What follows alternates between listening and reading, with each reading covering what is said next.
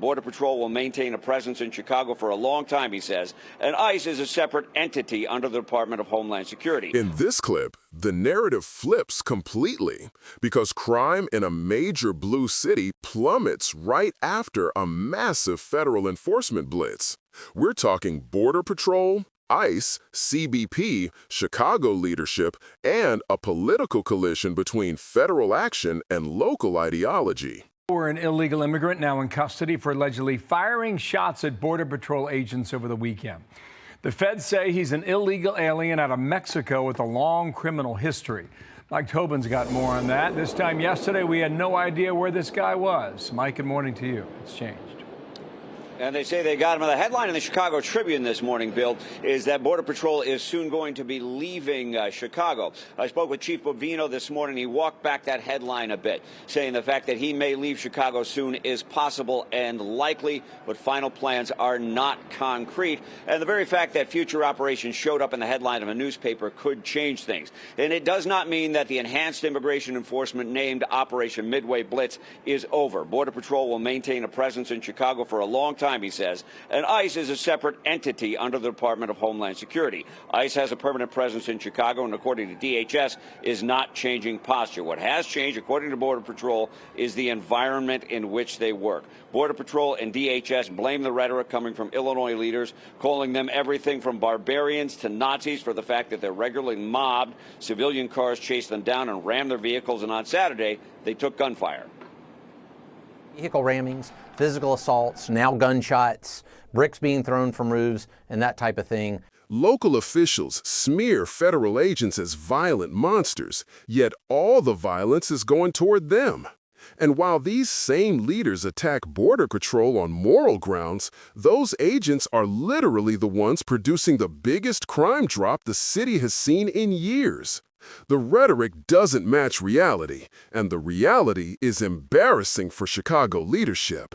That's got to stop. That violent rhetoric, that word liar, that word barbarian, and that word Nazi, that has to stop. If it doesn't, as Tom Homan said, there's going to be bloodshed. Now, Tricia McLaughlin with DHS put out a statement today that they're not leaving Chicago and noted that since the start of Midway Blitz, homicides are down 16%, shootings are down 35%, robberies down 41%, carjackings down 48%, transit crime down 20%. And if you look at the numbers from the mayor's own dashboard, they're even more dramatic. Gary McCarthy is the former police superintendent here in Chicago, and he told me that the bellwether for how crime impacts the average citizen is robbery. And if you look at the mayor's own numbers, robberies are down 44%. This is the part the city won't brag about because it destroys the narrative that federal agents are the problem. When the numbers get this good, you either accept the results or double down on ideology. Chicago chooses ideology, even when reality punches them in the face. Wow. Okay, big change there, Mike. Thank you, sir. Winter come soon. Got it. Thank you. Let's bring in Ron Vitiello. He's a senior advisor with Customs and Border Protection. Can we talk about those numbers real quickly? The proof is in the pudding. If the numbers are down by that much, robberies down 44% seems significant, and that the citizens would be benefiting.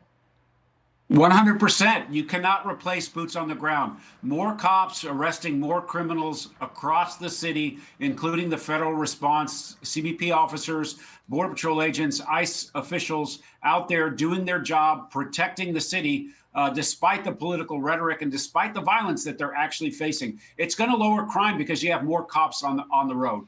I want to play two things for you. One is from an alderman in Chicago, and the other is from Mayor Johnson. I'm going to play these back to back. Mayor Johnson came to the United Nations Human Rights Council to plead his case about ICE. But let's start with Alderman Michael Rodriguez here. We're here on 26th and Pulaski. ICE is causing all sorts of mayhem in the neighborhood. We want everyone to stay safe. They're doing things that are unconstitutional, that are illegal. They are causing fear and mayhem in our communities, and that's unacceptable. Crime drops nearly in half. And instead of celebrating safer neighborhoods, city leaders complain that the people stopping the violence are scary. You can't argue both that crime is out of control and that the people lowering crime are the problem. This is ideology overriding logic. In Chicago, We live with the consequences of that moral failure every day. Families torn apart by immigration raids, raids that have targeted daycare teachers, rideshare drivers, and restaurant cooks. Honest, hardworking, law-abiding people who contribute to the soul of Chicago, who literally make our city run. How do you respond to that?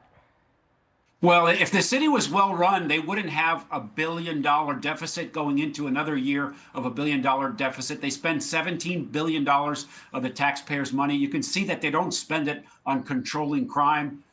Mayor Johnson and the councilman that was just there, they could easily pass a law to cooperate directly with ICE. What would that mean? That would mean anybody that was arrested in Chicago for crimes who was also in the country illegally could be put on a path for removal. That would lower the activity necessary for our officers to go out on the street and arrest people at large. They could reduce that problem if it is a problem enforcing the law with federal authority. If that's a problem for them, they can take those people out of the jail. The city can change that in a minute, but they refuse to do it because they would rather have the chaos. They would rather stand up for their woke base. And listen, we tried for 4 years under President Biden for a chaotic border. Thousands of millions of people probably came to the state of Illinois and into the city. They were sleeping on the floor in police stations and in airport terminals. It was a total disaster. And actually what the mayor's asking for, what that councilman is asking for, is more of that same chaos. And what the President Trump is doing, what Kristi Noem is doing, what the ICE and CBP officers are doing, they're trying to protect that city despite the political rhetoric that they're facing. Ron, what do you know about this suggestion that Customs and Border Protection will be leaving Chicago and being deployed elsewhere?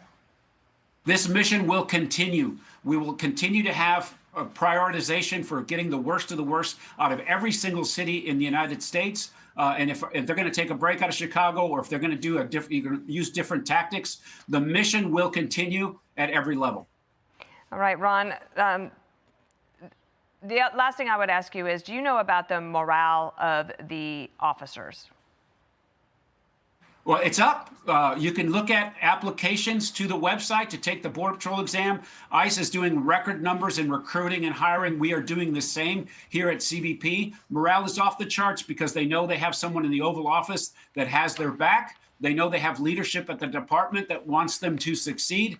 They've been given the tools by the executive branch, as well as resources from Congress and the one big beautiful bill, as the president says. And we're going to continue to deploy those resources to protect the homeland and make American cities safe.